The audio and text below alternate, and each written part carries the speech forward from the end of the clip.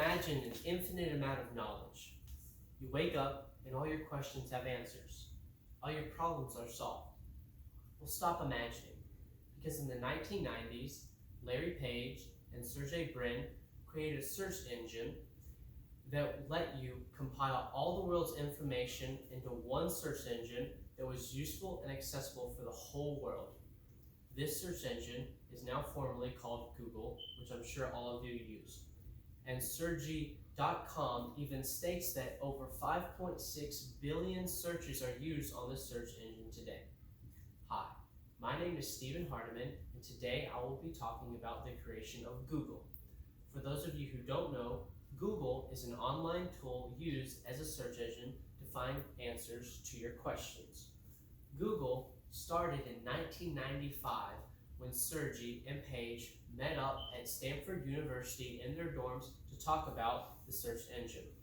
At first, they had a lot of arguments about what they wanted the company to be, but eventually, in a year's time, they were able to come together and work together to find the first company called Backrub, which was the brainchild of Google.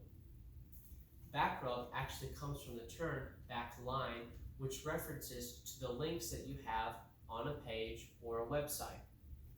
At first, Google was called Backrub, but then it changed to Google because they wanted a new model for Google. They wanted to represent the infinite amount of knowledge, which is what Goggle means, which was later changed to Google, because Goggle means one with an infinite amount of zeros. So they wanted to represent the infinite amount of knowledge, which was their goal. Now at first, Google did not have a lot of money. They needed money for projects, but they persevered even though they didn't have it. They didn't get investors, but they worked through the hard times in their dorms. But that hard work paid off, because eventually they caught the academic eye and the Silicon Valley eye of investors, and they got their first investment of $100,000, which led to them being able to buy a garage space from their friend, which is where they started Google, and they got Google to be named in a business as Google Incorporated. Google had a lot of buyers at first that wanted to buy them out, but Google didn't want to do this. Larry and Sergey believed in their dream so much that they would not buy out no matter how much money they had to spend of their own or how broke they were, because they believed in their dream. So they stuck to their mission and they did not buy out. They compiled the world's information into one search engine for everybody that was accessible for the world. Interesting engineering actually states that they had a 1 million buyout opportunity, but they declined that. And soon after, they were given a $25 investor, which proved to be very useful for them later in the future when they were developing Google.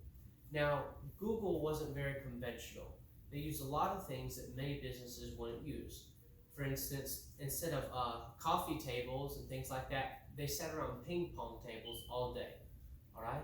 They used a lot of color in their business logo. And if you even look and you go to google.com, you can see that each letter is a different color. That started in the 1990s and it lives till now because they wanted their business to be built a certain way for a long time because of the creativity that it has.